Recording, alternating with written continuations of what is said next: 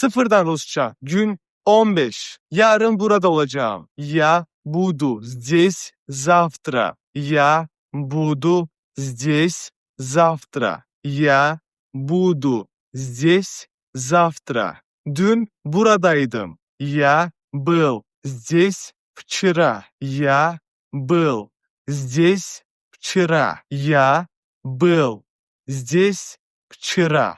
O da ayırtmak istiyorum. Я хочу заказать номер. Я хочу заказать номер. Я хочу заказать номер. Ödeme yapmak istiyorum. Я хочу оплатить. Я хочу оплатить. Я хочу оплатить. Kartla ödeyebilir miyim? Можно оплатить картой. Можно оплатить картой. Можно оплатить картой. Umarım video işinize yaramıştır. Daha fazla takip etmeyi unutmayın. Görüşürüz. Bay bay.